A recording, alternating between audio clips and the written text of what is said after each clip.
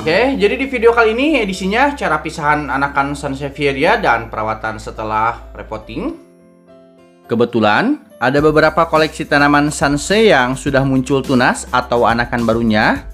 Jangan kemana-mana dulu karena saya akan langsung membahasnya.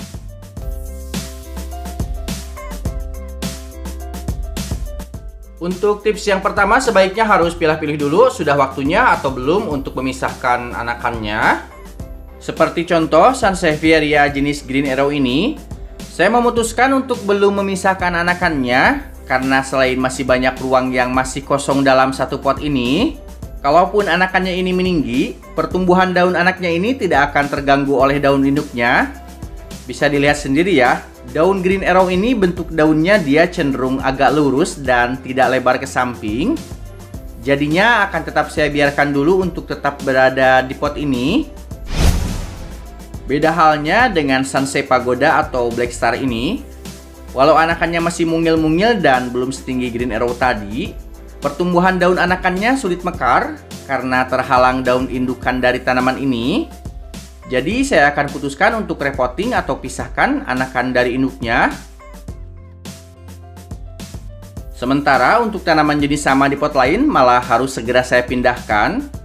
Daun anakannya sulit mengembang karena terhimpit daun induknya. Tahu sendirilah ya, jenis Honey Black Star ini bentuk daunnya memang seperti pagoda dengan bentuk yang agak melebar ke samping. Sekali lagi harus saya bilang, daun anakannya benar-benar terhimpit oleh indukan. Dan di pot-pot lain banyak juga anakan yang udah mulai tumbuh besar. Tapi saya nggak akan pindahkan dulu ya, karena seperti yang di awal saya tadi bilang, masih ada cukup space atau ruang yang cukup untuk menampung anakan-anakan baru. Selain itu karena bentuk daunnya centong dan gak karuan, tidak mengganggu pertumbuhan daun anakan barunya.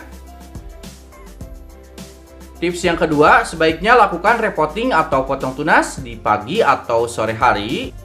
Untuk masalah waktu pemotongan anakan atau tunas, saya yakin teman-teman semuanya juga udah sangat-sangat tahu. Yang penting waktunya usahakan jangan ketika tanamannya berfotosintesis atau siang hari. Dan sebelumnya indukan Sanse ini mau saya buang karena daunnya sangat-sangat rusak. Untungnya nggak jadi ya, sekarang dia malah beranak langsung 2. Walau daunnya jelek, untuk kondisi akarnya dia lumayan sehat. Untuk tips yang ketiga, sebaiknya gunakan alat potong yang tajam dan kalau bisa steril. Untuk alat pemotongnya bisa pisau, gunting, atau yang lainnya. Saya lap-lap dulu ya pakai tisu kering yang dibasahi alkohol biar steril. Dan jangan lupa ucapkan Bismillahirrohmanirrohim.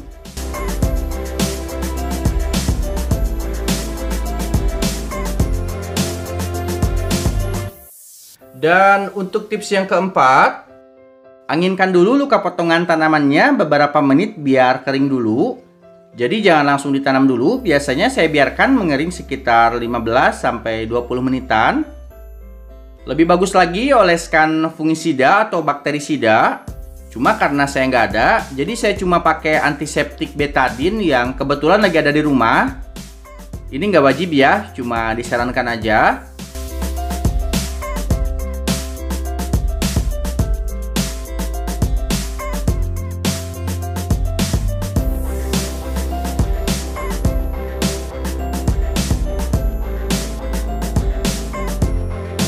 Sambil menunggu agak keringan di bagian potongan, saya siapkan dulu medianya ya. Saya menggunakan media campuran pasir malang, sekam bakar, dan kompos dengan perbandingan 2:1:1 plus kokopit secukupnya. Selanjutnya, tempatkan tanamannya di pot yang sesuai dengan ukuran dan bentuk tanamannya.